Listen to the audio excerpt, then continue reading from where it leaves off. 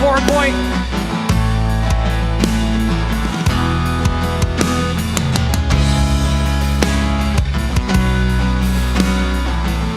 Let's worship the Lord together. Before I spoke a word. Before I spoke a word, you were singing over me. You have been so, so good to me. Before I took a breath, you breathed your life in me. You have been so, so kind to me. Oh, the overwhelming, never-ending, reckless love of God. Oh, it chases me down, fights till I'm found, leaves the 99. I couldn't earn it, I don't deserve it, still you give yourself away. Oh, the overwhelming, never-ending, reckless love of God.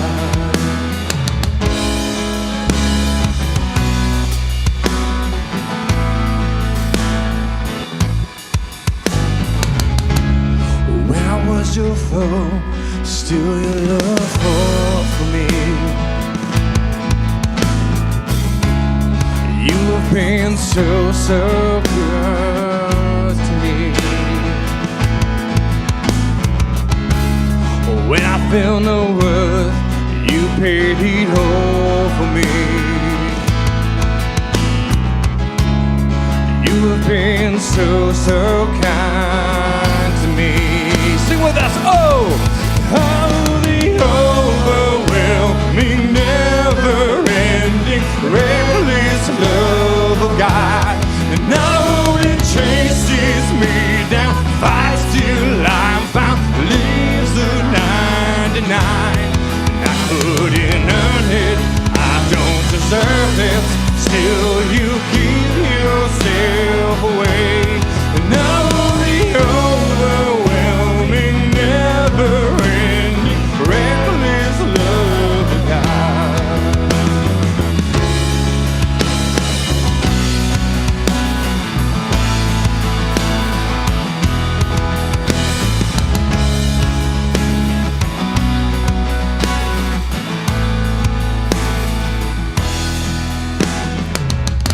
There's no shadow you won't light up, mountain you won't climb up, coming after me.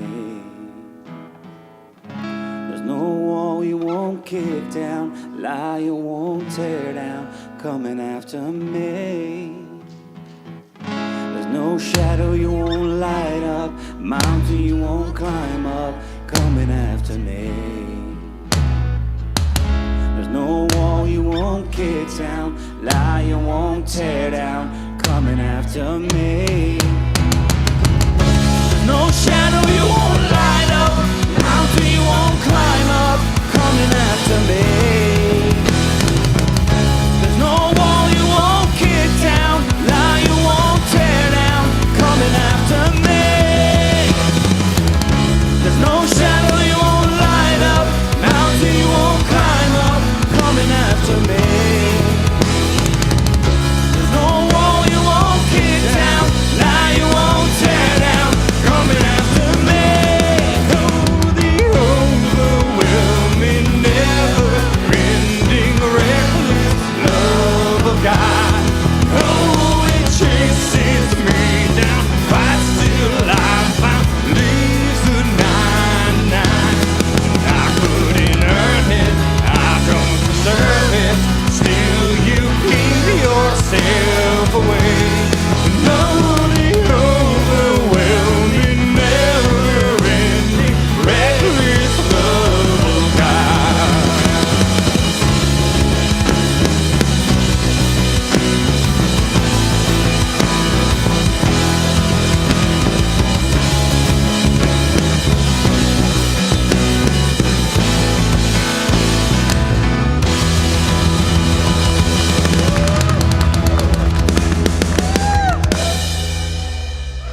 Good morning, Forward Point. Good morning, good morning. How is everyone? My name is Casey, and I'm joined with Sonia here on stage, and we are so thankful that you're here. Here at Forward Point, we are a community of faith, hope, and love, helping people find their purpose. Because we believe you were born on purpose. For a and we want to be a part of that any way we can. If you're new here, thank you for joining us today. Please stop by the welcome desk, and you can see me out there, and I got a little gift for you. And we got some other stuff to fill out. Maybe you can send something in the mail. Sonia, we got so much going on. Would the kids want to go? Miss Kiwi's back there. Go ahead, kids. Miss Kiwi's back there. Go upstairs. Hi, Lily. All right, go ahead. Sonia, what do we got going on? We've got so much going on. And again, thank you for stepping into a new family of faith. If this is your first or second time here, we want to give you a warm welcome. If you didn't get your gift with your banana bread and your little goodie bag, let us know, and we'll get you hooked up with that. Don't forget to join us on social media, Facebook, Twitter, Instagram, all the good stuff. Share us there, find out what we're doing in the community, and best of all, download our Church Center app, and that's where you can find out about all of the upcoming events, including Sunday Fun Day coming up. Woo! So starting in July and August, we are going to do Sunday Fun Day here. So in the past, it's looked like just kind of snacks as you leave church. But we want to expand that this year. As you know, we love to be part of the community. So right after service, what we would like to do is put a table out with goodies and maybe games or something or some kind of activity from about till about 1 o'clock, and we need your help in doing that. We think this would work well if a couple of friends, husband-wife pair, grab your best girlfriend, grab your best guy friend, and kind of own that Sunday. We'll provide the treat, but if maybe you come up with a fun activity or just music or just be a presence out there. So if there's anybody walking by, we can include them in. We're going to have snow cones and root beer floats, and I think nachos, and just all the fun stuff. So if you have questions about that, contact me or Carol, and we would love to get you hooked up with that and give you more information. And to kick it off, we have something really exciting coming up. Well, I am floored the fact that it's been a year, and we are celebrating Love Handles' Yes. 1-year anniversary. Woo! Woo! And we have given so much. Love Handles has given so much to the community. How much have we given to charity? We have donated in just under a year over $10,000 to multiple charities, to multiple local organizations right here in Eastwood and in our community. We didn't think we'd get there, but with your help, we definitely have. It's been a year, my A gosh. year, It's I gone know. by so quickly. So we do have Happy Father's Day to those fathers that are out there and God. So to kick it off, the anniversary is going to be July 1st. Oh, I'm sorry. No, that's okay. At Love Handles. Right after service here, we're going to head over to Love Handles from 12 to 2. The first 500 people we're going to give dollar froyo to, and we're going to have hot dogs. We're going to have yard games out there. We know how to throw a party here, so please make sure you join us. Put it on your calendar. We would love to see you there. Yes, I'm sorry I jumped the gun again, as I okay. normally do. So today's Father's Day. We want to wish a happy Father's Day to everyone, and I think we have a video. We do have to a short show. video. Let's watch this.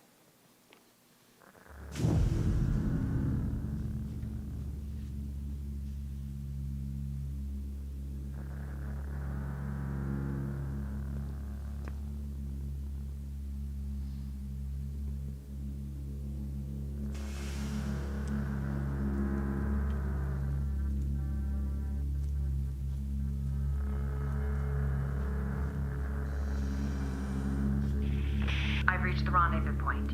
You've got 90 seconds before my position is compromised. What if I can't find it? It's not an option. We both know what's at stake. Steak. Steak sounds good. I don't know what to tell you. Reese. Reese, what happened? I think they're right outside the door. Stay calm. It's not hear you, they'll move on. Reese, you've got to find it.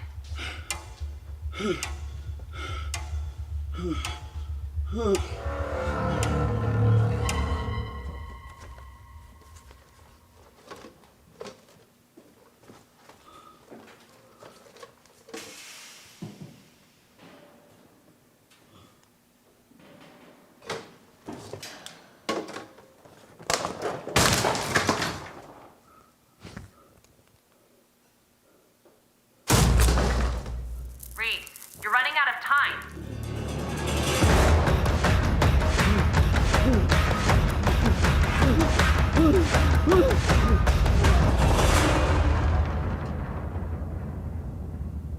Reese, talk to me.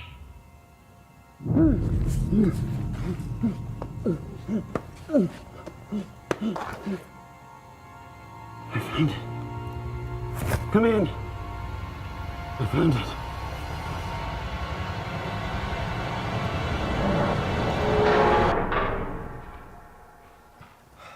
That was a close one.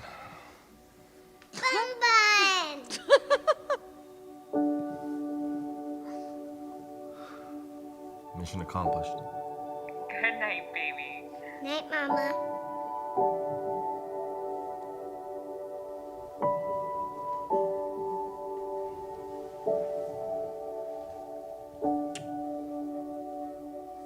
Thank you for saving them. You are so welcome.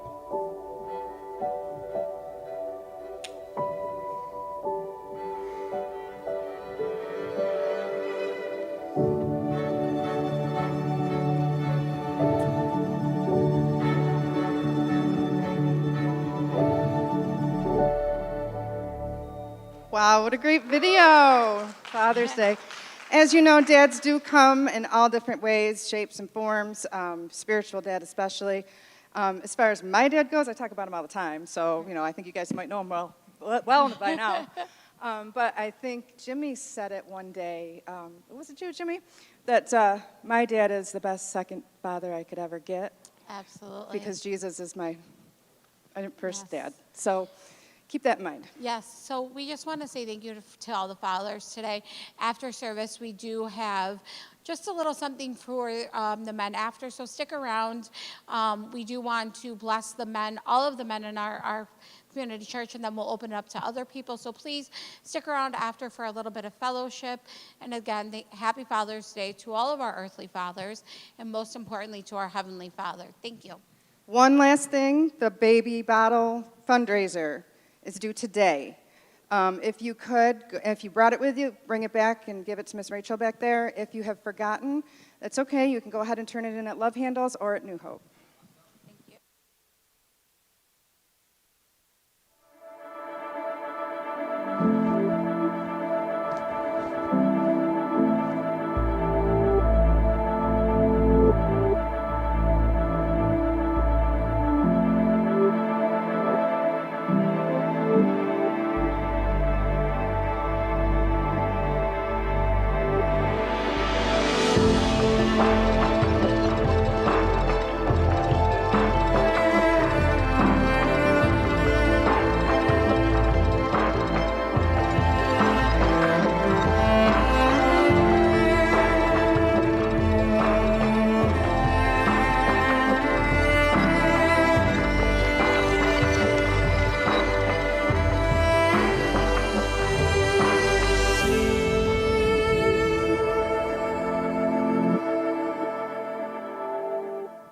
Good morning, Forward Point. How's everybody doing today? Yeah, it's so great to be with you all and see all of you here this morning. My name is Jimmy. I'm one of the pastors here at Forward Point, and a happy Father's Day for me as well, to all of the dads out there, all the spiritual dads. It's a great time to be able to come together and to be encouraged, and we just want to say thank you for all that you do for the people around you, how you love well, and you don't have to save the world, you just have to be somebody's world. And I know there's a lot of you who don't have maybe your own kids, but you are the world to people. Some of you who are are fathers to kids, and you are their world. So just thank you for continuing to sacrifice to be their world. If you're joining us online, welcome. So glad you could have us in your living room or your computer room, wherever we might be streaming. If you want to follow along in the YouVersion app, the notes are in there so you can follow along with what we're going to be talking about today. Let me ask you this, Forward Point. What do you do when you can't fall asleep? You ever had that experience? You ever had that problem where you weren't able to fall asleep? What do you do when you can't fall asleep? Just recently, we started offering these cold brew floats at Love Handles, okay? And these came about because one day in the Crack Bean Cafe, I was there getting something, and Miss Michelle, who owns the Crack Bean, she said, Jimmy, I have this idea. She said, I would do it myself if I had the frozen yogurt machine, but I don't, so I'm offering it to you. What do you think about the idea of having a cold brew float? We make cold brew here. You have the frozen yogurt there. You know, you could have this beautiful concoction made in heaven for all the cold brew lovers, right? And I was thinking, I love Eastwood. I love doing any kind of collaborative project. This sounds like something that would be super fun to try. Generally speaking, I prefer cold coffee versus hot coffee. Anybody like me like the cold stuff more than, on ice versus steaming hot where you burn yourself, right? So I'm like, yeah, let's do it, right? So the first day I get the cold brew, and it's, around 5 or 6 o'clock at night when we finally get our hands on this cold brew merchandise. And I'm thinking, the only proper way to be able to really sell this to people is if at first you have tried it yourself, right? Like, this is just something that you have to do. So I get my favorite flavor of froyo, and I put it in the cup. I pour in my lovely cracked bean cold brew Java into the cup, and I proceed to down this thing in about 10 minutes flat, right? Brain freeze once or twice. We'll start off with that. However, that night around 10 o'clock when I went to bed till around 2 in the morning, I'm just sitting there in bed like this, right? Every single brain synapse that I had was firing and all thrusters. I mean, I could not, for the life of me, even close my eyes, let alone try to fall asleep, right? What do you do in those kinds of moments? What do you do when you know that you need a nap, but you go to lay your head down on the pillow, and for the life of you, you cannot sleep, right? Anybody ever been there in the middle of the night? What do you do, right? You may or may not know that I have a form of sleep apnea. So in order for me to sleep, I have a sleeping machine that I need to have everywhere with me if sleeping is going to be involved, okay? This machine has become like the holy grail to me in my stage in life. I went through most of my life having no idea that I suffered from this. The only thing that would happen to me is I would have people ridicule me on the way that I snored at night, okay? Try being a youth pastor and going on these camping trips or going on any trip that involves cabins. And man, teenage boys are ruthless when it comes to how you affected their sleep the previous night. And I would get ridiculed relentlessly for my snoring, okay? Since this machine has entered our house, our marriage has never been better because now my wife finally gets to sleep without my snoring. And this last week, as I'm sleeping away in the middle of the night, I wake up feeling like I am choking because the power had gone out in our house, right? So I'm wearing this mask. You put this mask on, and the first couple of seconds before I get to hit the power button, it's a little freaky, right? Because you got this mask that's over I wear one that goes over my nose and my mouth, and it kind of feels like someone's trying to kill you, right? Not that I would know personally, but I can only imagine that would be the way that it would feel like. And I just wake up around 2, 3 o'clock in the morning because I feel like I'm being suffocated because the power had gone out. If you've ever waken up because of a dream thinking that you were being killed or, being chased after by some kind of liger or something like that, you know what it feels like to wake up and not be able to go back to sleep, right? What do you do in those moments when you should be sleeping? When you should be resting, when you wish beyond all other things that are important to you that you were in La La Land and you can't, right? What do you do? Augustine, one of my kids that has wished me a happy Father's Day, made me a father today for Father's Day, this week has not been feeling well, so I told her she needed to take a nap, right? She needed to get some rest. before I let her do any electronics, before I let her do anything else, she needed to lay down and get some rest. And then I'm at Love Handles, and she sends me this text, and I said, have you slept? And she says, I cannot sleep.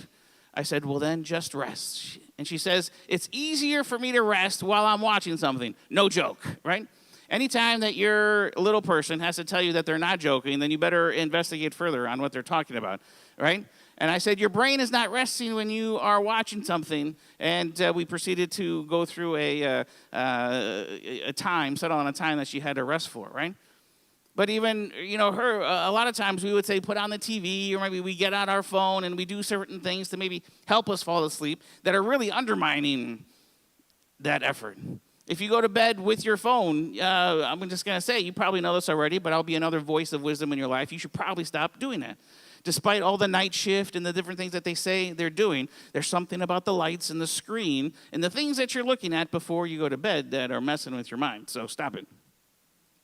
But what do you do in those moments? Well, we are wrapping up over the next couple weeks. Today and next week, we're going to be wrapping up our dive into the book of Esther. And if you're just joining us, we've been looking at the story of this young girl who grew up in tragedy, lost her parents, and then as a result, she was adopted by her cousin Mordecai, who kind of became her father, living in Persia. And even last week, I was mentioning how I made the comment how they were captives in Babylon there, which they were no longer captives. They were allowed to leave, and some of them left, but Esther decided to stay there in Persia. And this week, my oldest, Justice, came into the room, and this is what happens when you send a young girl to private school and she takes Bible class. She comes in and she corrects me. She said, Dad, you said that they were captives, but they were not captives.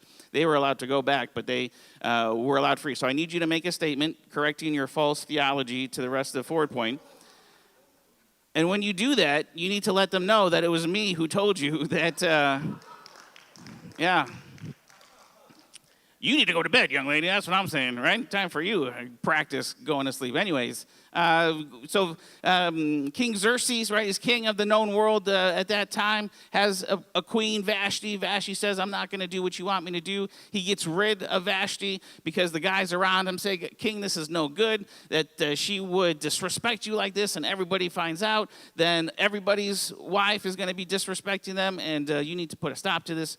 So he banishes her, does the first ever Miss Persia universe contest, and Esther becomes queen of all of Persia. Something about Esther the king was pleased with and decides to pick her, right?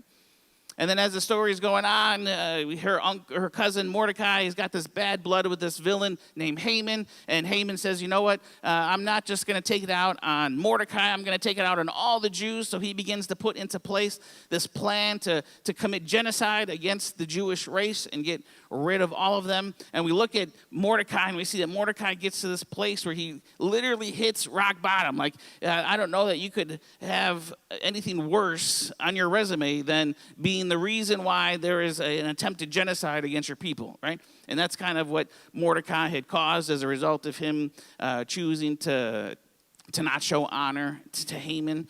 And then last week we looked at this idea is, what do you long for in life, right? In the midst of whatever spiritual practice you may come up with, is it bringing you closer to the things that Jesus wants for you in life? And Esther has begun to spend some time fasting and doesn't have a whole lot of experience with rescuing people, and she decides to do what only she knows how to do. She puts on a banquet for the king and for Haman, and at the end of that, the king says, what do you want? And she's like, I still don't know what I'm supposed to do, so let's try again tomorrow. Let's have another banquet. We're going to have another banquet tomorrow. So we're going to pick up the story from there in Esther chapter 6. If you're following along, I would love to have you join us. Esther chapter 6, verse 1 starts off this way. It says, that night the king couldn't sleep. And really, Forward Point, this is a place that we could probably spend the whole morning on, just this idea of what's going on here where the king couldn't sleep. Because the reality is, unless the king suffered from some kind of affliction like I have with sleep apnea, kings don't suffer from sleepless nights. Right? Kings have access to every single pleasure that they could want on a moment's notice. I mean, they could have access to all the alcohol beverages. They could have access to the harem of women that are just down the hall. I mean, there is no reason in the world that any king should be restless and not be able to sleep.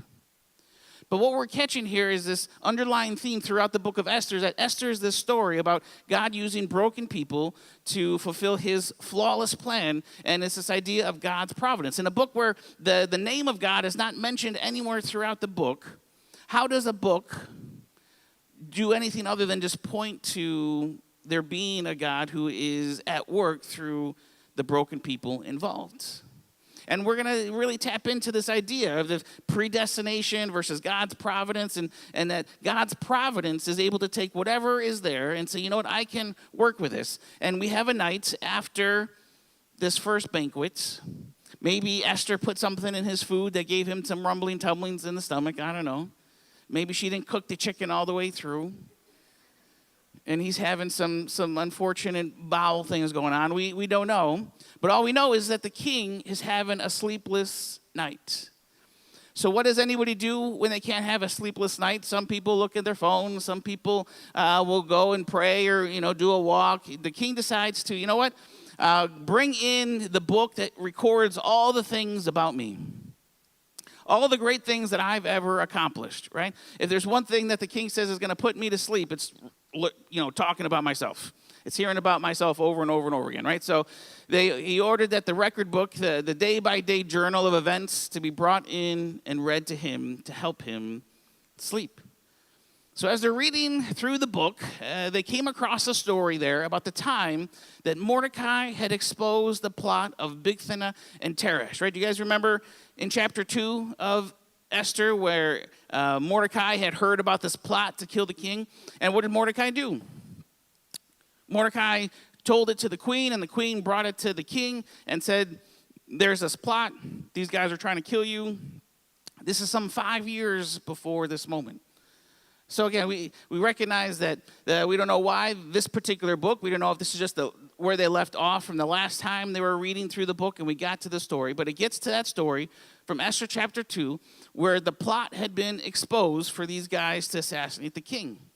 These two royal eunuchs who guarded the entrance and who had conspired to assassinate King Xerxes. So the king asked, okay, I remember this. It's all coming back to me, this attempt on my life. He said, what great honor was given to Mordecai for this? And the eunuch, maybe a little bit scared, a little unsure of how the king's going to react to this, he said, nothing. Replied the king's servants who were in attendance, nothing has been done for him.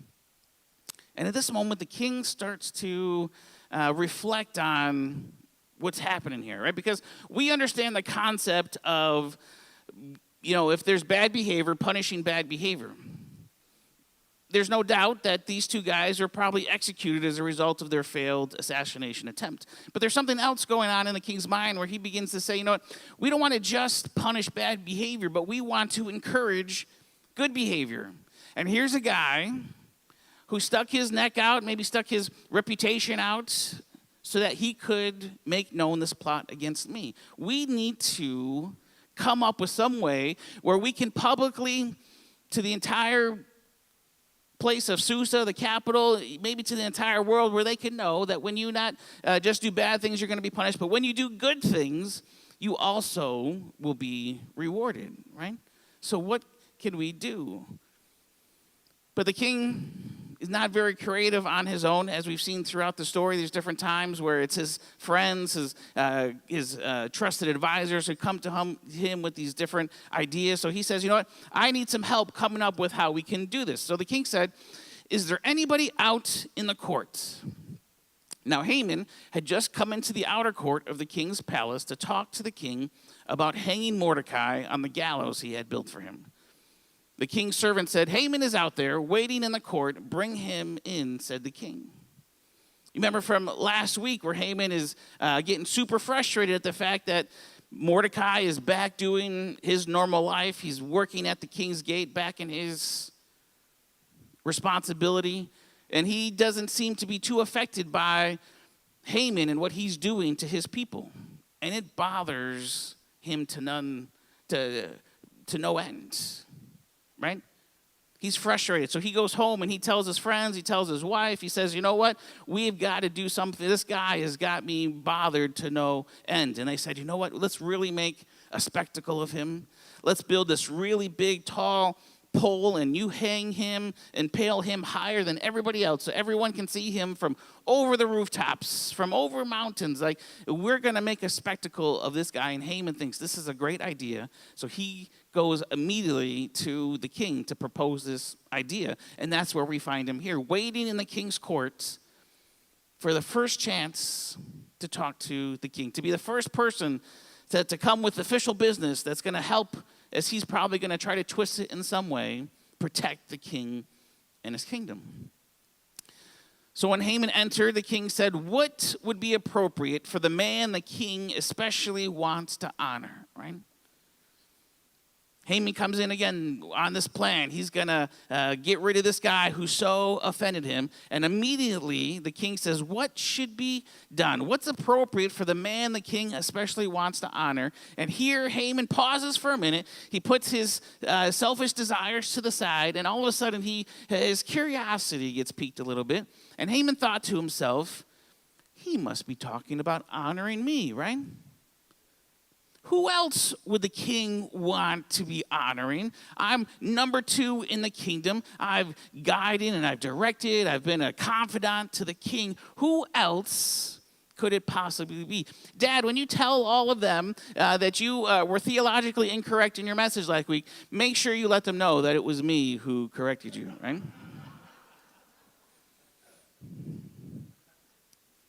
And all of a sudden, we begin to see this perfect storm starting to brew. Right? There's this bad blood between Mordecai and Haman. But Mordecai, in his broken state, puts it in God's hands, tells Esther, perhaps for such a time as this, right? If it's not you, Esther, if you choose to bow out and not participate in this story, then God will save us somehow, some way, but maybe for such a time as this, you have been put in this position. And Haman comes in with his bad blood, and he is boiling over. And here's the thing about this, right? This is very easy for us to identify as being pride. And here's the thing about pride, Forward Point, is that pride is easy to see, but it's hard to recognize, right? Pride is easy to see in the person sitting next to us. Pride is easy to see in the other person who's in the house with us. It's easy to see in our coworkers. It's easy to see in anybody else around us. But pride is a very hard thing to recognize inside of ourselves.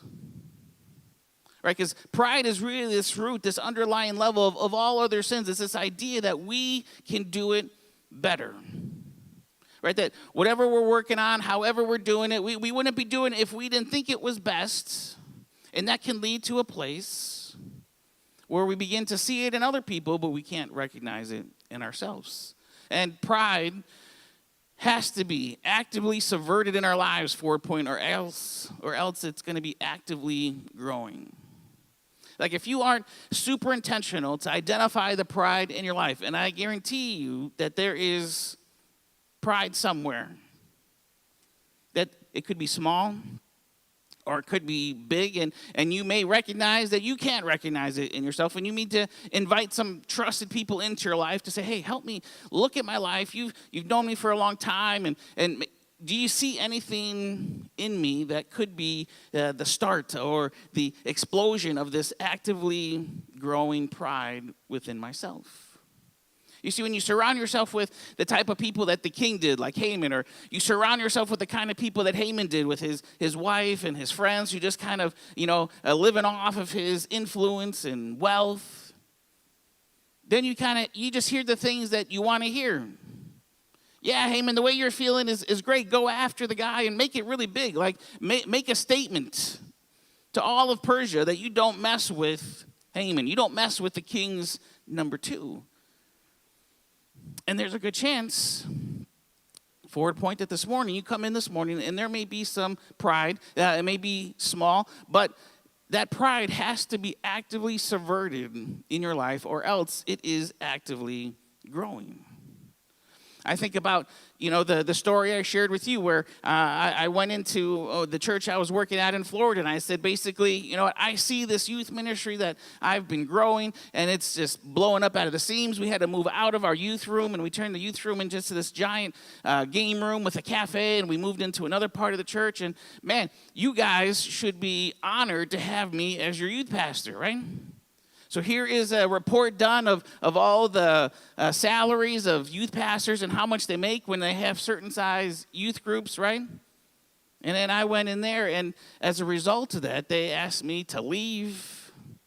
And when I had to leave in those kind of circumstances, it had an effect on people. It had an effect on innocent people as they began to wonder, man, maybe Jimmy doesn't like us anymore, doesn't love us anymore. Maybe he wasn't really in it to begin with. And it undermined the 4 years of work that was genuine. I loved it. I loved the ministry with these kids. But because this pride was actively growing inside of me, and I was choosing not to subvert it, it came with a huge price tag. A huge price tag. So we began to recognize as we have set up Forward Point, and we began to get together 6, 7 years ago. We said, okay, how do we set up things where we can put in place some red flags that will pop up if we start to sense pride growing in our lives? Because you don't have to look too far. You don't have to do too long of a Google search to recognize that a growing church often is the beginning signs of the downfall to the leadership. Because usually the leader puts themselves in a position where they enjoy the growth, they enjoy the praise that they're getting, they're enjoying good things that are happening, but they tend to have to build walls. They tend to stop being open and vulnerable and honest, the things that can, as Lee likes to say, telling on themselves, right, of the things that are going on. And it just becomes like a ticking time bomb as the pride is growing, that then there's some kind of fall, and it becomes a major fall. And we've seen some major ministries have some celebrity leaders that have fallen. That doesn't mean that we say at Forward Point that we're going to always stay small and we're anti-growth and we want there always to be empty seats, right? Nothing could be further from the truth. We're on a mission, right? We're focusing on Eastwood, and then we believe that to Syracuse and Central New York. Like we believe that the message of Jesus is life-changing, and it's going to draw people, and it's going to grow. But we wanted to say from the beginning, we are going to actively subvert pride in our lives as leaders and wherever we see it moving forward, because it has to be this way. Or else we could begin to believe the hype in our own lives. We want to be vulnerable. We want to choose to serve rather than to be served. Because I grew up in church my whole life, and I grew up idolizing some spiritual leaders of some really large ministries, and even some of the ministries that I have been a part of. And one thing that I really appreciated was that anybody would just kind of fall over for the spiritual leader, right? And I've recognized the damage. I've recognized the ticking time bomb that has become. So now we've said we don't want that in our ministry. And I pray this morning you would recognize and you would see that, you'd say, I don't want that in my life. I don't want to get anywhere close to. I'm going to begin to invite people. I'm going to get in a life group. I'm going to have people who surround me, who hear my story, who see my life, and can begin to speak in and help me to actively subvert pride in my life. Jesus said it pretty simple. He said, those who seek the head of the table, unfortunately, are probably going to have to be asked to get out of their seat and move to a different place. But he says if you live in such a way where you offer the best seat to those around you, if you choose the lesser seat, then he said the awesome thing is going to happen is that your life will live in such a way where then you'll be asked to get out of your seat, but then you'll be brought to the head of the table. But it comes from a life that is actively subverting pride in our life. So we see this pride in Haman. It's really the same thing that we see in Mordecai when they first encountered him, and Mordecai decided, you know what, I am not going to show honor to this person that the king commanded me to. The only difference between the two is Mordecai became broken and repented of his pride, and Haman begins to indulge his pride. Who else could the king possibly be talking about? Man, I got the best looking hair. I got, right, the picturesque house that's got the picket fence. I got the 2.5 kids, right? I got it all. Who else could the king be talking about? So he answered the king, Mr. Pride. He said, all right, for the king who delights, for the man the king delights to honor, do this. All right, you taking notes, king? Here we go. He says, bring a royal robe that the king has worn. Okay? Can we just say that's a little awkward? All right? This is something, Haman is basically writing his own job description, right? And he's basically saying, I want to wear a robe that the king has worn. I mean, nowadays we at least have like a washing machine and a dryer when you can, a little Febreze action and those little pebble things that you put in there. I don't think they had that back then. He wants to wear a robe that the king has worn, and he wants a horse that the king has ridden. Okay, not a big deal.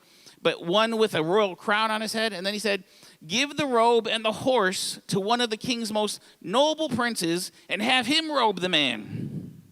I want you to take this stinky, dirty robe, and not only do I want to wear it, but I want you to dress me in it, okay? This is a little creeperish, if you ask me, okay?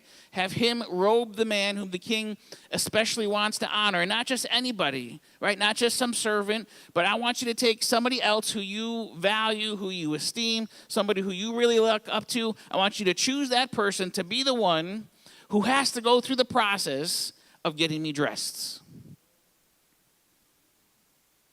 Right? Traditionally, in this male-dominated culture, like they wore outfits where usually it was like a robe that went down to their feet. They didn't show skin for nothing. It would be something that was only reserved for the servants to have to dress and help get ready for the day. And he's saying, I want you to take somebody who's made it up there and is one of our peers as far as nobility goes, and I want them to have to go through this process, this shameful process, so that I can be lifted up. Because when Haman's already number 2, like there's not a whole lot higher than you can go than becoming number 1. So in this number 2 position, Haman is getting super creative in how he can make himself look better, how he can feed his pride. And the only way that he can come up with is to take clothes that the king has worn, take one of his peers, one of the other nobles and the servants, and subject them to this humiliating task, and have that prince, after he's done getting me dressed, or getting whoever dressed, but we know who it is, have the prince lead him on horseback through the city square, proclaiming before him, this is what is done for the man whom the king especially wants to honor. So the king hears this description. He says, I like it.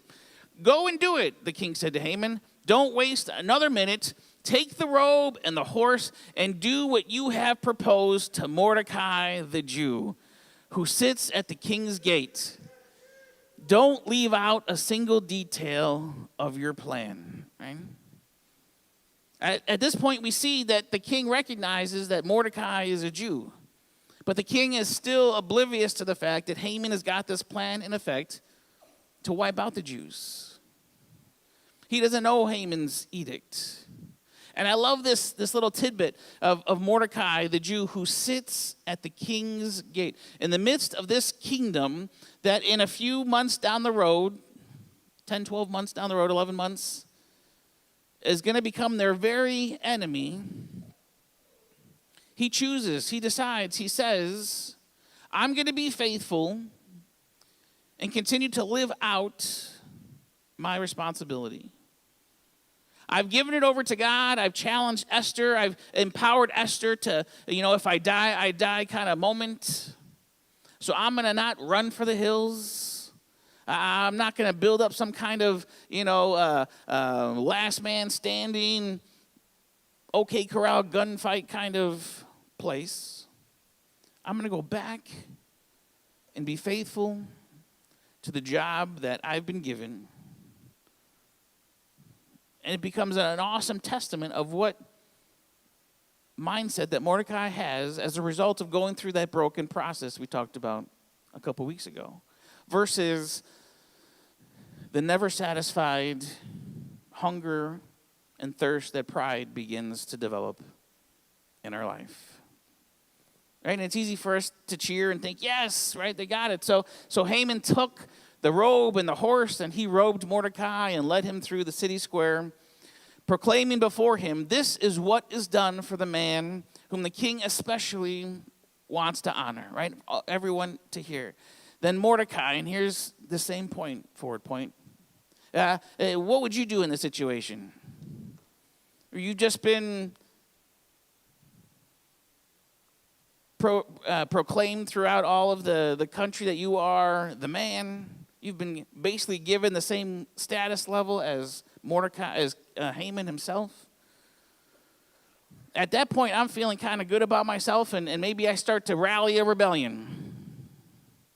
Maybe I start to say, you know what, I deserve to go out in style, so, where's the wealth, where's the accolades, where's all the things? But not Mordecai. Mordecai then returned back to the king's gate, to this lowly position. But it doesn't matter the position. It just matters that you're faithful. Faithful to the task and the calling that God has placed on your plate and that he's placed on Mordecai's plate. To say that, you know what, I'm going to actively undermine pride in my life, because if he allowed it to just grow like it's going to do, then Mordecai would not find himself going back to the king's gate. He's too big for that now. He's in the big leagues. He's got a major contract. He just signed a 7-digit deal. So Mordecai returned to the king's gate. And again, man, there's this rub that Haman has as a result of seeing Mordecai unaffected by the drive and the thirst that he has, right? The things that he should have been given. So Haman fled to his house, thoroughly mortified, hiding his face.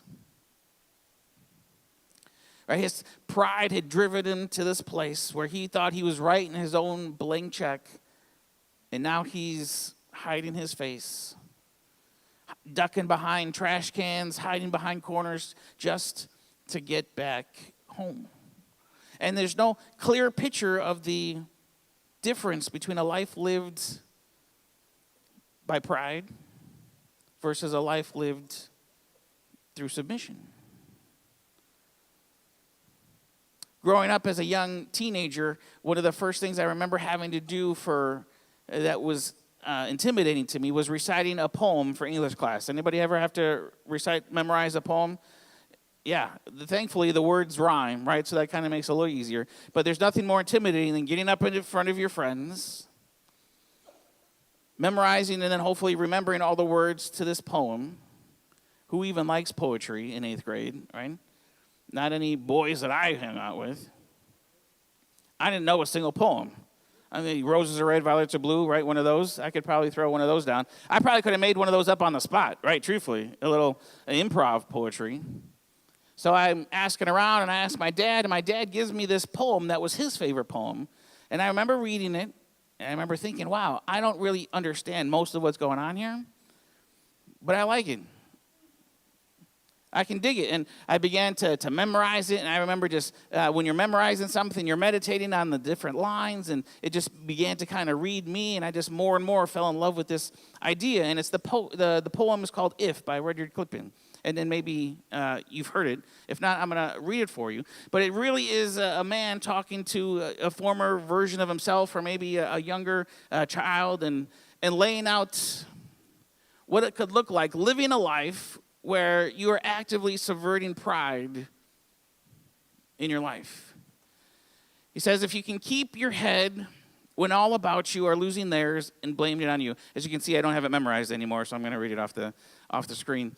He says, if you can trust yourself when all men doubt you, but make allowance for their doubting too. If you can wait and not be tired by waiting, or being lied about, don't deal in lies, or being hated, don't give way to hating. And yet don't look too good nor talk too wise. If you can dream and not make dreams your master. If you can think and not make thoughts your aim. If you can meet with triumph and disaster and treat those two imposters just the same. If you can bear to hear the truth that you've spoken, twisted by knaves to make a trap for fools, or watch the things you gave your life to broken, and stoop and build them up with worn out tools. If you can make one heap of all your winnings and risk it on one turn of pitch and toss, and lose, and start again at your beginnings, and never breathe a word about your loss. If you can force your heart and nerve and sinew to serve your turn long after they are gone, and so hold on when there is nothing in you except the will which says to them, hold on. If you can talk with crowds and keep your virtue, or walk with kings nor lose the common touch, if neither foes nor loving friends can hurt you, and if all men count with you but none too much, if you can fill the unforgiving minute with 60 seconds worth of distance run, yours is the earth and everything that's in it. And, which is more, you'll be a man, my son. In Forward Point, that is such contrast to the way that we are taught to live. Right? We're encouraged, we're moment after moment encouraged to go after those things, become number one like Haman, reach for and get as high as and as far over other people as you can.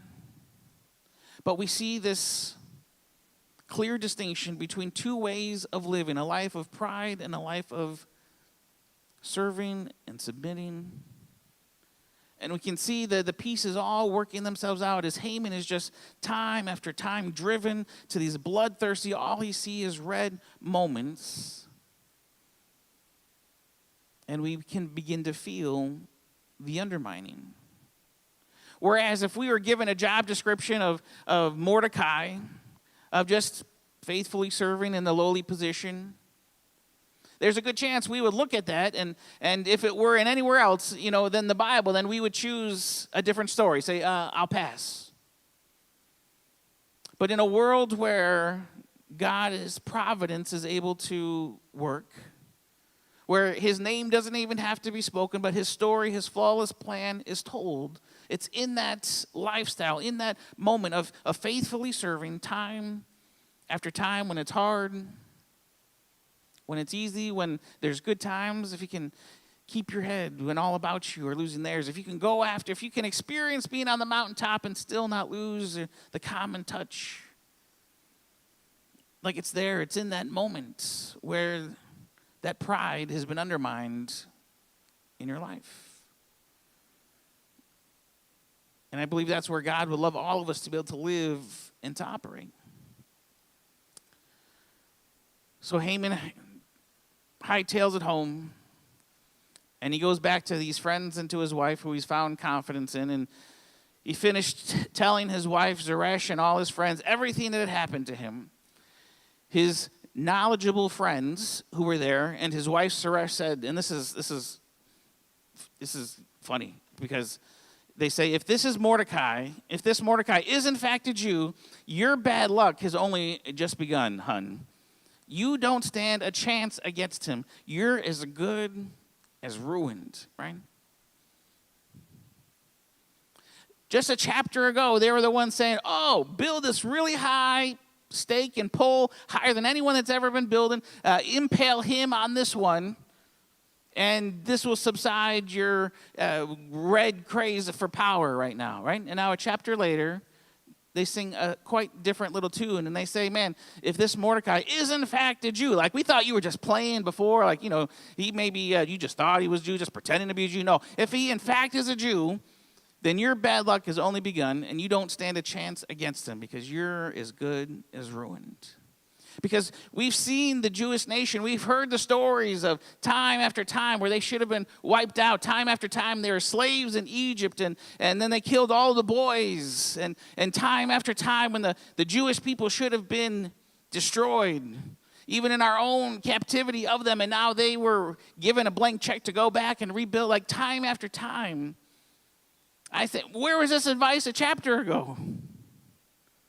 But that's the kind of thing that pride does, is it begins to deflect onto others, right? They begin to see the ticking time bomb. They begin to see the writing on the wall, not for the Jewish people anymore, but now for Haman. And as an act of self-preservation, as an act of being able to come out on top for whatever's going to happen to Haman, they begin to deflect onto others. In verse 14, while they were still talking, the king's eunuchs arrived and hurried Haman off to the dinner that Esther had prepared. To be continued till next week. So forward point, what do you do when you can't sleep? What do you do when you're tossing and turning? Right? Is it that God has just predestined everything and it's all written out and it's going to happen to a T, and if you do something that messes that up, then the fate of the world is on your shoulders? Or is there a providence where God is able to, even in a story that he's not invited to, but God can work and move if his people, without even having to mention his name, say, I'm going to serve. I'm going to be faithful. I'm going to choose to actively undermine the pride. I'm going to invite people into my life to look at me and to be able to examine my life. I'm going to ask God, search me and know me and see if there's anything inside of me. And in that becomes the fertile ground for God's providence, for God to be able to say, you know what, I can work with this. Because forward point, providence can work with pride, right? In the midst of Mr. Haman being Mr. Pride, God's plan is still going to unfold. And you're going to, spoiler alert, you're going to see Haman's going to have a hard fall come next week. But pride cannot work with providence. Pride is this intense, growing desire to say, you know what, I can do it better. I'm going to get it done. I'm going to strive, I'm going to work in my own power and my own skills and abilities and in all the ways that I've said and set out to accomplish, I'm going to do it. And this morning, how are you living? Do you have red flags in your life that are set up, people who you trust, people who you know are after the same things that you want in life? If it's pride, then there's a good chance you have people in your life who are also after pride. So like Haman and his wife and his friends, they're going to lead you, tell you what you want to hear. Or do you have people in your life who you see, man, they're constantly being, asked to come out of their seat and being put into the head of the table because they just faithfully serve. They have the mountaintop moments, and then when those moments are over, they go back to the king's gate and they just serve. And they're just faithful. And it would be real easy for one like superstar, mega awesome pastor who could, say beautiful words and play the piano and the guitar all at the same time, and we could all just come in and give that guy lots of money to do all the work for us. Like that's a strategy. That could work. We could put out a resume and look for somebody and pay them thousands of dollars based on the type of celebrity status they're due. Or we can all come together being kind of all right at certain things. Like Andy is just an all right drummer, right? right? There's room for improvement, right? Hey, Stephen, he's got to wear a guitar on his back while he's playing the piano just so it looks good for the pictures, right? At least he's not wearing his European shorts, that's for sure, right? But what it is just a bunch of people who say, I got this to offer. And when Ford Point is, 500 people, multiple gathering times throughout the course of the weekend, who knows? Multiple places throughout central New York, or, Chazlet and I will find the plant for Central Florida, Ford Point. It's going to be the same people. Right? One of our values, we said we're not going after the paid professionals, but we value the passionate volunteer. The person who says, I'm not really even good at this, but I would love to be involved. I want to participate. I want to do something. And we will take that and say, you know what? We're not really that good either, once you look behind the curtain. But one thing we do promise is to be faithful. One thing we do promise is to be actively subverting pride in our lives. And in being faithful in these small things, we do believe that there's more people who need to hear and will be changed, and that it will grow. But that's not what drives us. What drives us is you right here in this room, and being as faithful as possible as we can to you, and that you would begin to participate, because we need you. That's how the body works. Not with a really fancy looking head, all suave, but it requires some armpits, okay? It requires some belly buttons. And some of you guys, there's some armpits and belly buttons, all right? Admitting you have a problem is the first step to recovery, okay? We need each other. We're the body. So this morning, if you would, as we just begin to respond, and I'm going to begin to pray, I'm just going to ask you to say the same prayer.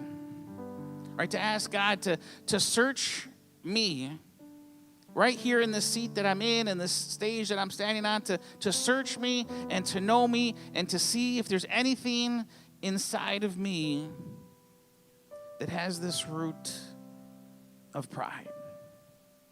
Because it's that root of pride that's then going to begin to manifest itself into jealousy, into lust, into addiction, into anything that you find separating between you and God. This morning is an opportunity for us to allow God to do some digging in our lives. God, we come before you this morning. So easy to see the story play out through the words in the Bible, but then to leave from here and not having it in any way have read us. And this morning we want it to read us. This morning we're coming before you and asking you for it to read us, for your Spirit to come and fill this room and to bring us to a place where we give you permission to point out the different spots in us, where we can just be a footnote in the story, or through your providence, as we offer up our what seems like lowly, insignificant job or house or relationship, we say, even if it's just for this one person, for such a time as this, I'm going to be faithful. I'm going to choose to actively undermine pride in my life. And God, this morning, as you break us, and I pray you do break us, I pray that we would walk away from, we would turn our back on being calloused, and this morning would become a defining moment for us, where we say we are going to give you permission to go full throttle in undermining this pride in our life. So God, would you just be glorified in our lives, not in our grand setup or abilities, but in our faithfulness to, in the low moments, in the hard moments, in the mountaintop moments, in the amazing experiences, that we would always find our way back to your gate and just faithfully serve you. Continue to work in us this morning as we respond to you.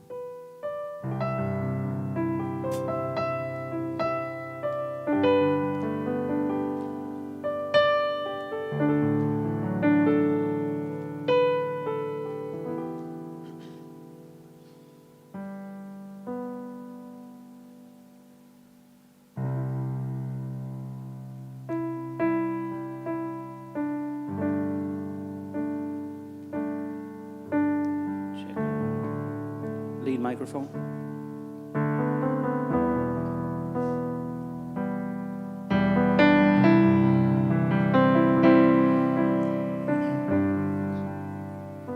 Come on, we have everyone else singing with us. All right. Sing it if you know it. You are here. You are here, moving in our midst. I worship you. I worship you. You are here, working in this place. I worship you. I worship you. Let's sing it again. You are here, moving in our midst. I worship you. I worship you. You are here, working in this place. I worship you. I worship you. Come on, you are waymaker, miracle worker, promise keeper, light in the darkness. My God, that is who you are. Let me hear you again. You are waymaker, miracle worker, promise keeper, light in the darkness. My God, that is who you are. You are here. You are here, touching every heart. I worship you. Let me hear you, church. I worship you. You are here, healing every heart. I worship you. I worship you. Come on, turn it. You are here, turning lives around. I worship you. Oh, I worship you. You are here, mending every heart. I worship you. I worship you.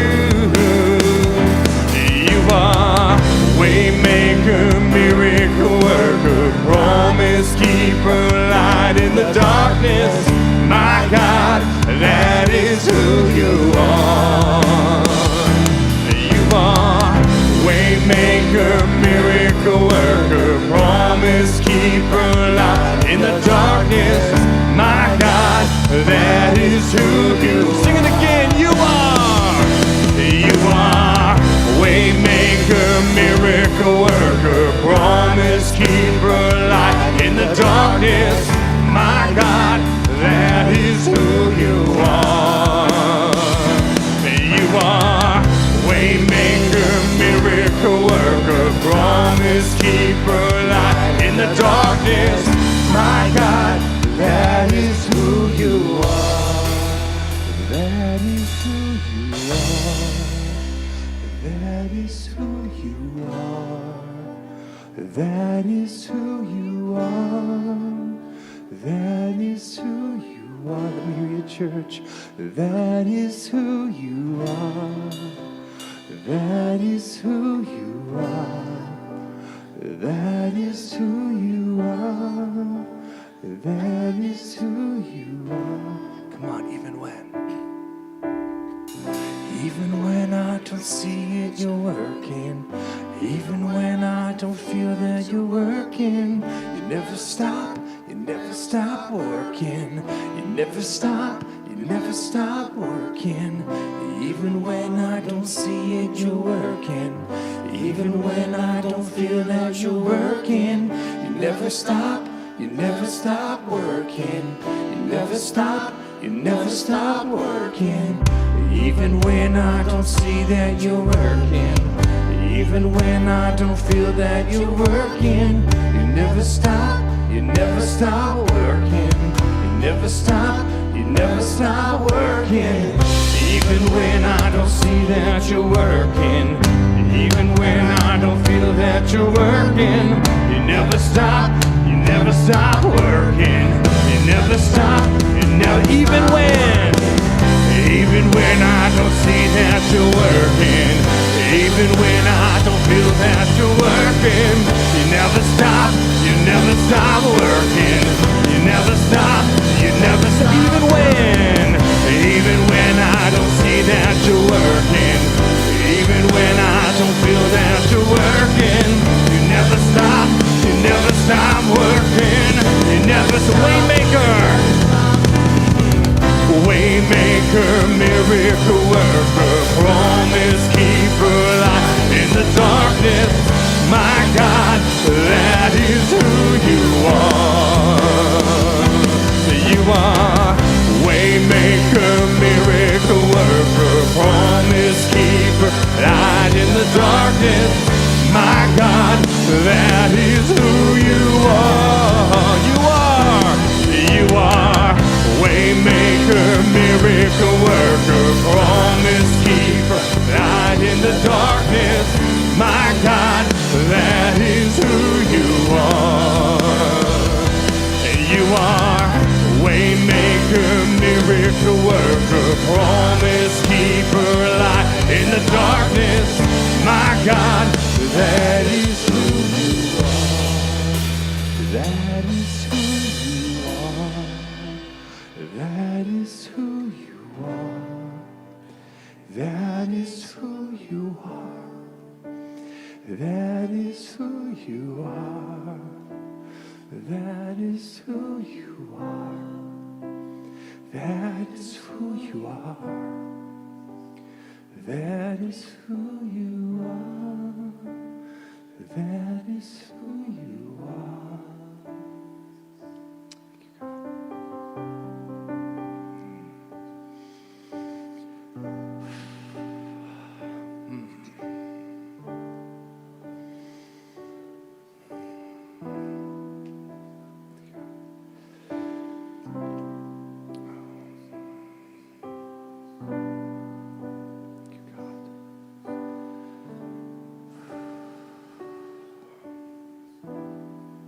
I'd be lying if I wasn't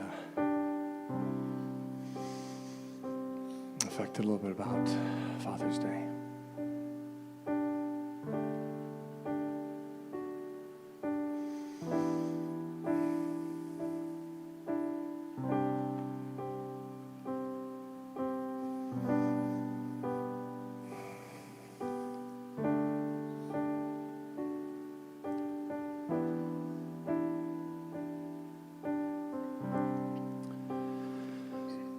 Between having a graduation ceremony this upcoming week for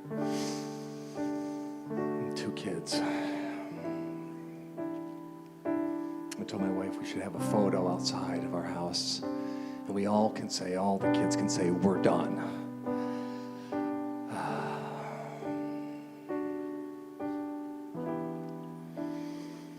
But go through all the memories, all the photo albums, all the different homemade haircuts.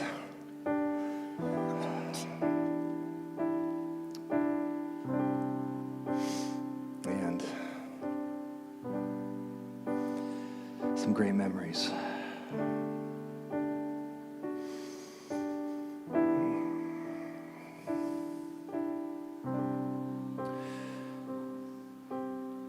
I don't even know if my dad was here last Father's Day.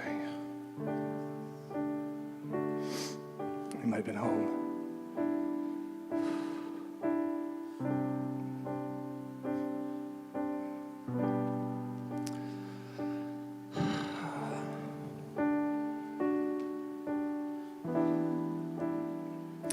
I thought about it though.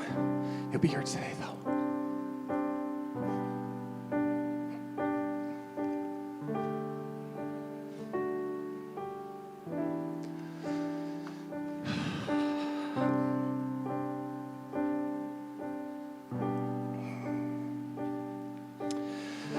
I remember he used to always come alongside my bed when he'd pray for me at night.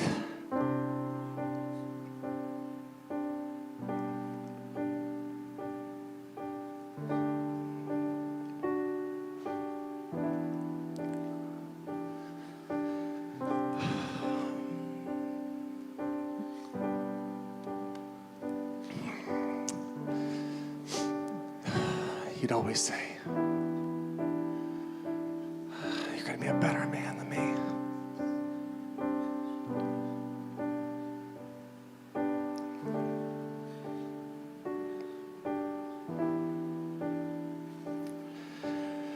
And I just idolized my father growing up.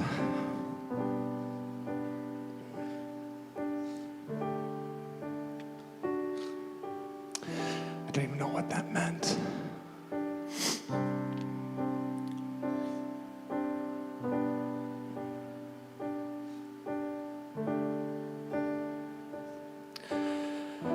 And I think about the years that have gone by. You're just hoping and praying like, "Dad, I hope you're proud."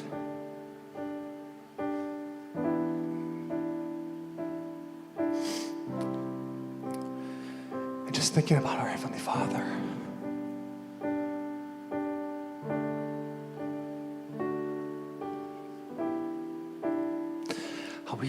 How he speaks over us and how he sings over us, how he prays over us. He said, "I no longer call you servants. I call you friends." Because a servant doesn't know his master's business. But he's told us. So regardless of if you have earthly fathers still here or not, or if you are a dad, take comfort and rest, church. You have a heavenly Father that just sings over you and speaks over you.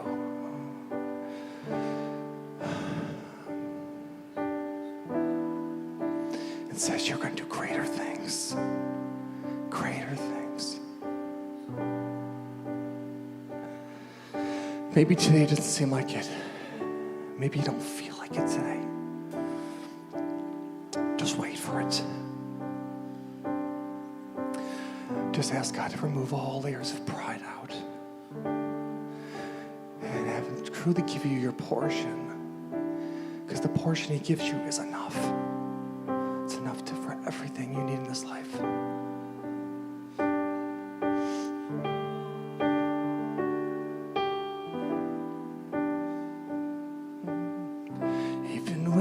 Don't see that you're working, even when I don't feel that you're working. You never stop working. You never stop working. Even when I don't see that you're working, even when I don't feel that you're working. You never stop working. You never stop working.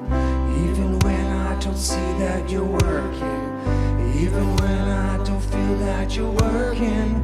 You never stop working. You never stop working. And even when I don't see that you're working, even even when I don't feel that you're working. You never stop working. You never stop working. Even when I don't see that you're working, even when I don't feel that you're working, you never stop working. You never stop working. Even when I don't see that you're working, even when I don't feel that you're working, you never stop working. You never stop. Even when I don't see that you're working, even when I don't feel that you're working, you never stop working. You never stop working. Even when I don't see that you're working, even when I don't feel that you're working, you never stop working. You never stop, Waymaker, miracle worker, promise keeper, light in the darkness. My God, that is who you are. You are waymaker, miracle worker, promise keeper, light in the darkness. My God, that is who you are. Sing it again, you are, and you are waymaker, miracle worker, promise keeper, light in the darkness. My God, that is who you are. One more time. And you are waymaker, miracle worker, promise keeper, light in the darkness. My God, that is who you are. That is who you are. That is who you are. That is who you are. That is who you are. Let me hear you, church. That is who you are. That is who you are. That is who you are. That is who you are.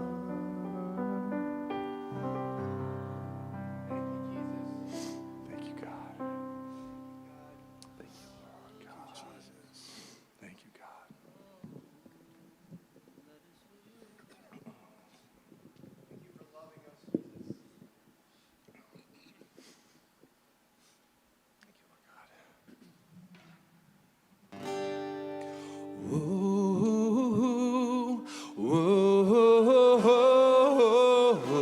Whoa, come on, do that with me, church. Ooh,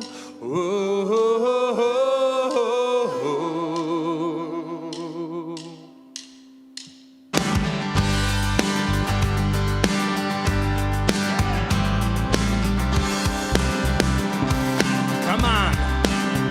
He is our light in the lamp.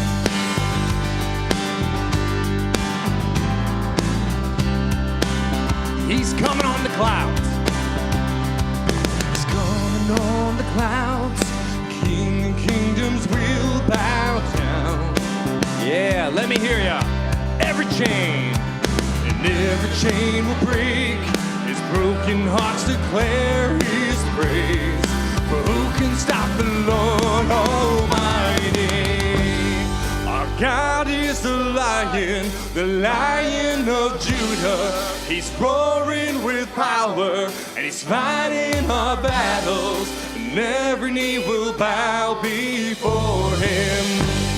Our God is the Lamb, he's the Lamb that was slain for the sin of the world. His blood breaks the chains, and every knee will bow before the Lion and the Lamb, and every knee will bow before him. Yeah!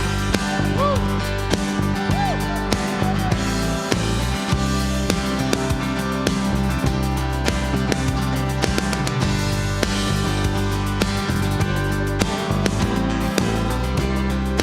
All right, so open up the gates. So open up the gates. Wait, maybe for the King of Kings.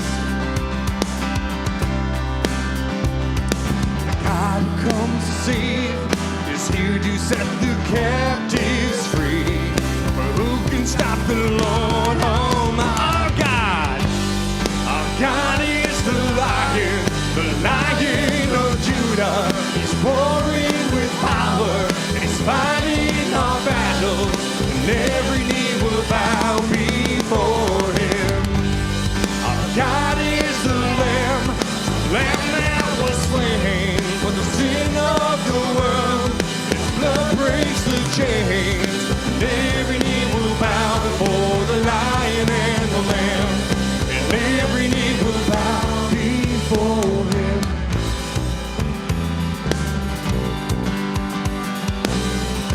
Every knee will bow.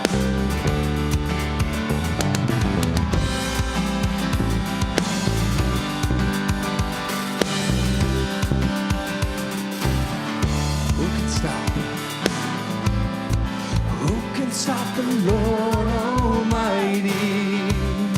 And who can stop the Lord Almighty? And who can stop the Lord Almighty? And who can stop the Lord Almighty? Let me hear you, church. And who can stop the Lord Almighty? And who can stop the Lord Almighty? And who can stop the Lord Almighty? And who can stop the Lord? Our God is the Lion of Judah. He's roaring with power, and he's fighting our battles, and every knee will bow before him. Our God is the Lamb, he's the Lamb that was slain for the sin of the world. His blood breaks the chains, and every knee will bow before the Lion and the Lamb, and every knee will bow before him.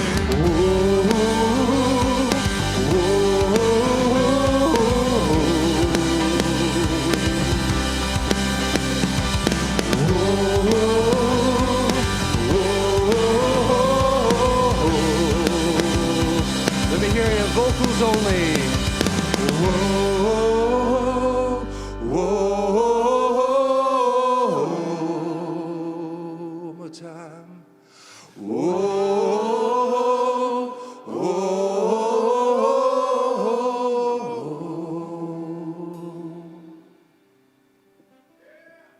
Thank you, Jesus.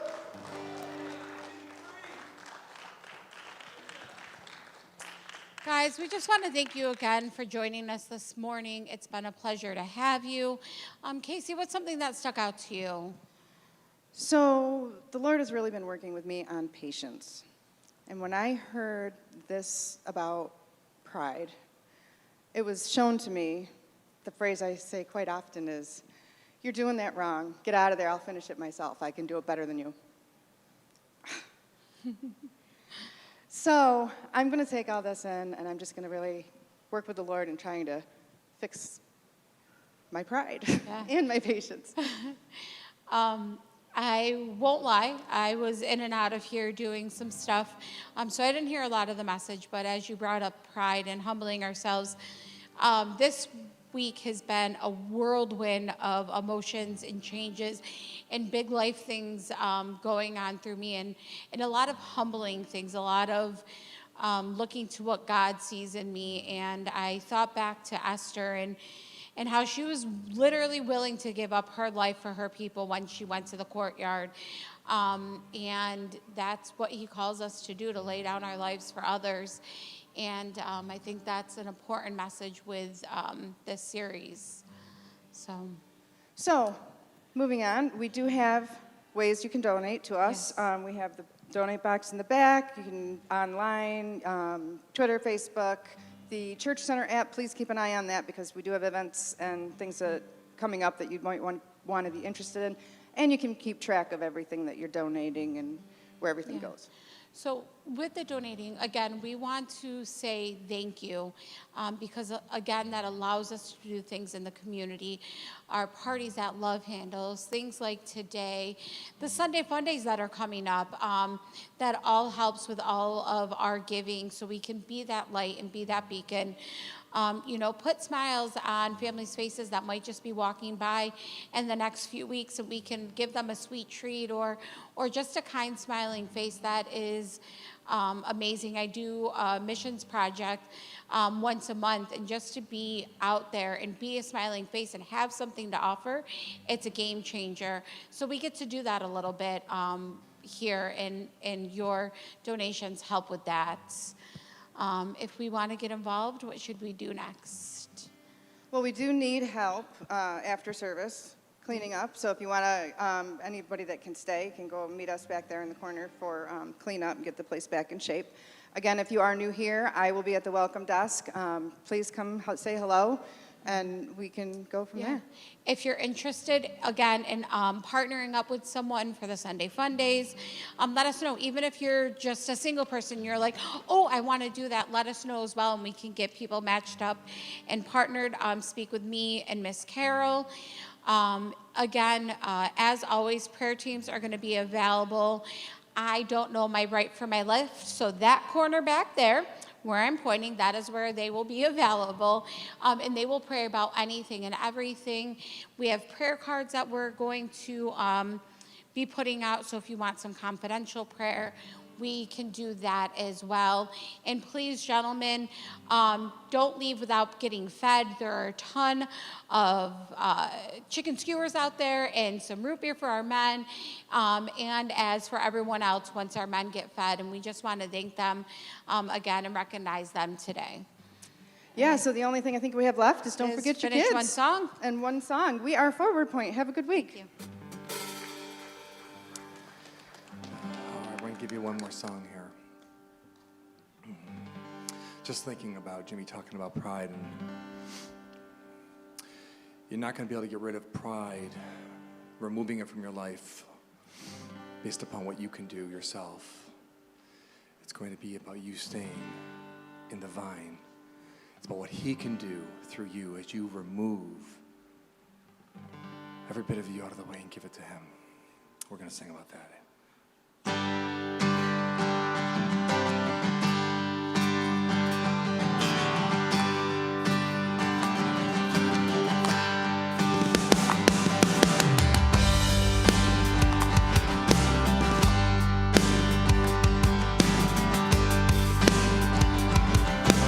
Lord, I come.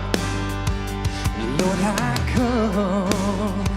And I confess, bowing here, I find my rest. And without you, I fall apart. You're the one that guides my heart. Sing with us, church. Lord, I need you. Lord, I need you. Oh, I need you. And every hour I need you. My one defense, my righteousness. Oh, God, how I need you. Where sin runs deep, your grace is more. Amen. Where grace is found is where you are. And where you are, Lord, I am free. And holiness is Christ in me. And oh, let me hear you, Lord, I need you. Lord, I need you. Oh, I need you. And every hour I need you. My one defense, my righteousness. Oh God, how I need. Let's sing it again. Lord, I need you. Lord, I need you. Oh, I need you. And every hour I need you. My one defense, my righteousness. Oh God, how I need you. So teach my soul to rise to you. When temptation comes my way, and when I cannot stand, I fall on you. Let me hear you. Jesus, you're my hope and stay. So teach me. So teach my song to rise to you. Yes, Lord. When temptation comes my way, and when I cannot stand, I fall on you. Jesus, you're my hope and stay. Jesus, you're my hope. Jesus, you're my hope and stay. One more time, Jesus. Jesus, you're my hope and stay. Hey, Lord, I need you. Oh, I need you. And every hour I need you. My one defense, my righteousness. Oh God, how I need. One more time, Lord, I need you. Lord, I need you. Oh, I need you. And every hour I need you. My one defense, my righteousness. Oh God, how I need my one defense. Oh, my one defense, my righteousness. Oh God, how I need you. Amen. We love you, church. Celebrate our dads today.